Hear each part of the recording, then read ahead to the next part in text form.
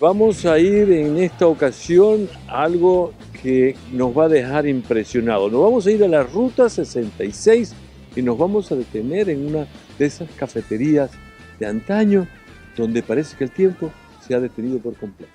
Esta es la avenida central en Albuquerque, en Nuevo México. Por aquí pasaba la ruta 66 en esta parte de la ciudad absorbida por el cambio que se ha producido a través del tiempo. Aquí había una bomba de gasolina en 1945 convertido en este diner, 66 Diner, que es un lugar que mantiene todavía la esencia de lo que era comer en estos sitios de parada a lo largo del camino. Su forma tiene una razón de ser. Cuando todavía no habían camiones de comida, habían restaurantes hechos con los vagones viejos de los ferrocarriles, y entonces por eso es que ustedes ven que tienen esa forma cuadrada, un poquito modificada obviamente para servir propósitos más modernos y de mayor espacio, pero la forma del diner queda allí tradicionalmente. Y si yo les pregunto a ustedes, ¿qué ven en esa pared llena de objetos viejos? Usted allí puede leer parte de la historia, no solamente de la Ruta 66, sino todo el proceso del modo de producción, de cómo era la vida en aquel entonces.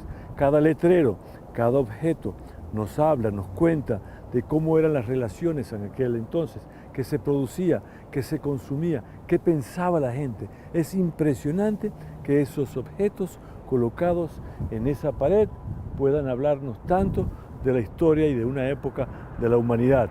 Sobre la Ruta 66, que fue parte de ese proceso de cambio y testigo de todo lo que sucedió. Vamos a entrar a este Diner 66 y vamos a hablar con la gente para que nos cuenten un poquito más de cerca la historia de este interesante lugar.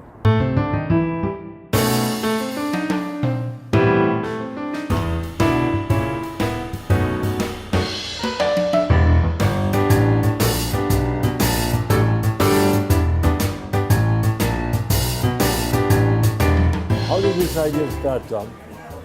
Well, you know, when I was much younger, we owned the restaurant across the street, and this was a transmission shop. And it was in the 80s during the resurgence of the diners and in the U.S. And I kept looking at this building saying, someone's going to make this into a diner because it had the look, and might as well be us. So that's how the idea got started. We've been here 30 years now. So like I say, I was much younger then, much more energetic. You know, I didn't actually grow up on Route 66, but certainly it's been a big part of my life since I moved out here to New Mexico back in the 70s. So it's mostly my Route 66 memories are about the diner. Of course, I've traveled on it, and I enjoy traveling on it, as you are now, because it's a very interesting piece of history, and it gets you off the interstate, so you can see something. Get in touch with everything, nature, culture, history. That's right. I imagine that it's not only to produce the food, but to produce the food with the same flavor or something similar to what was done back in the 60s, 50s. Right, right. So your production, does it follow like the same type of ingredients and the procedures that people put into practice at that time? Right, it does, and it's a type of food. You know, a lot of people come in here and they say, well, that's just diner food. Well, that's what we're trying to be. You know, our purpose, as we stated out here, is to preserve the 50s diner experience on historic Route 66. So obviously we serve diner food.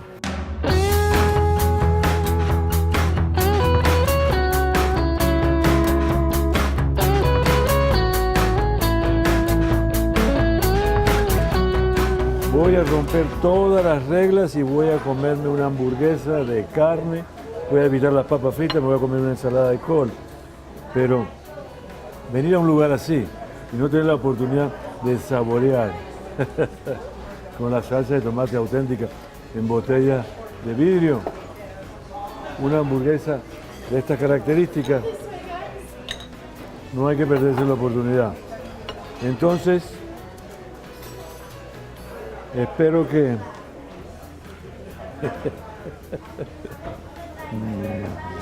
espero que el corazón aguante. No es una hamburguesa exagerada, además no le he puesto queso. Así era en la época de la ruta 66.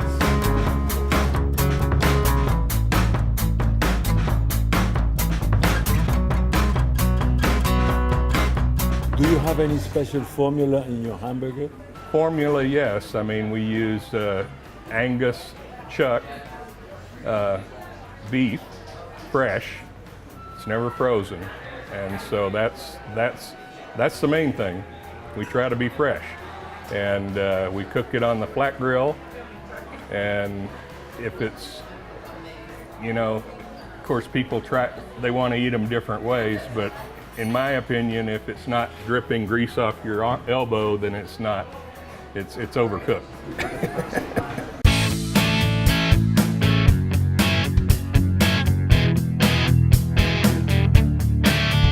What about that $5 bill, the $5 bill on the wall over there? You know, that's one of our very regular customers. When we reopened after the fire, he was our first customer back.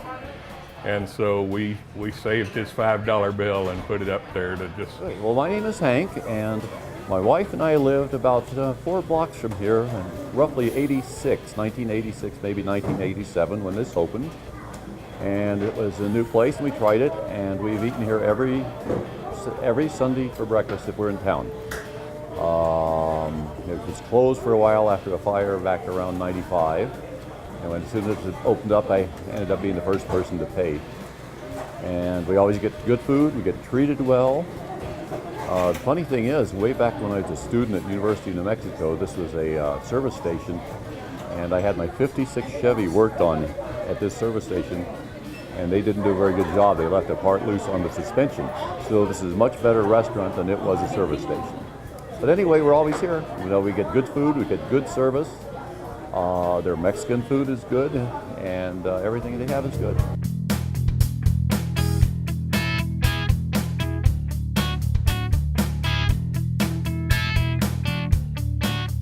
So my name is Matthew Hunt. I'm a manager here at the 66 Diner in Albuquerque, New Mexico. I've been here for 10 years now. Proud to be here.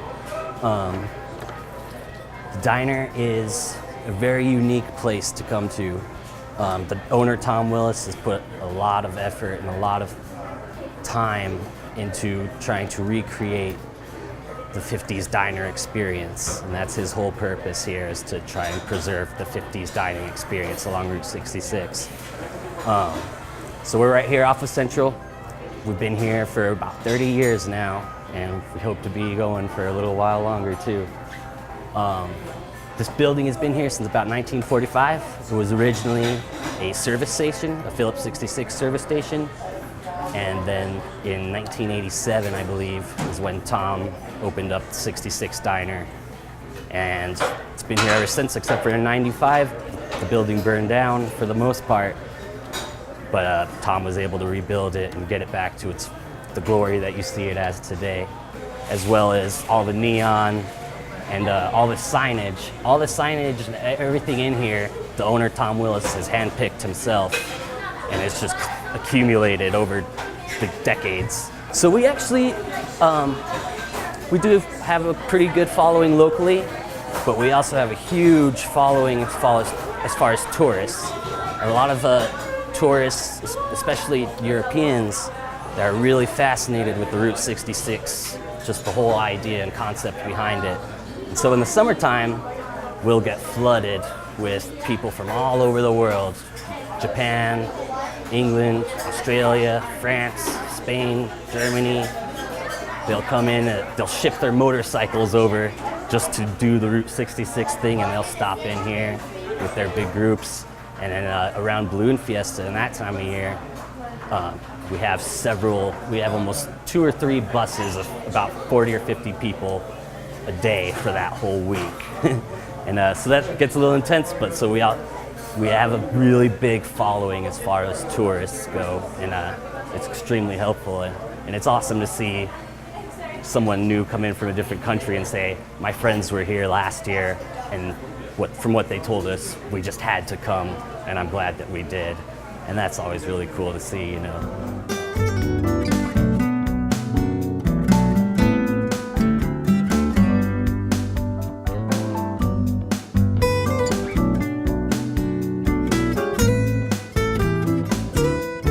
You have a bit of Elvis Presley and you have a little bit of Marilyn Monroe. Oh yeah, there's Marilyn Monroe all over this place.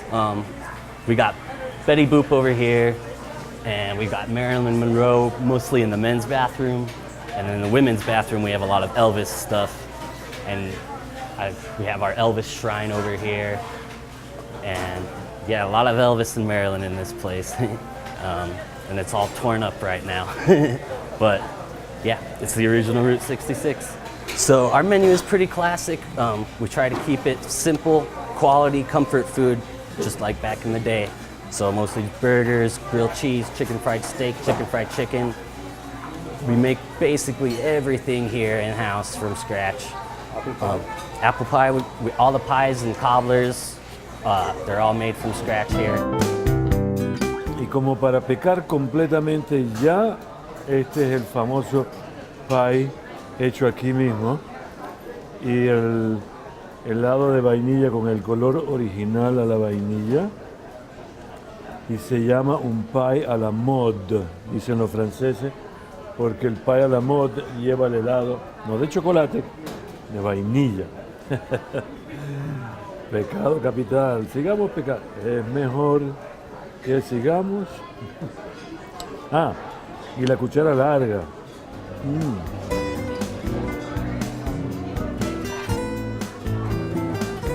En Albuquerque, esta es una parada obligatoria.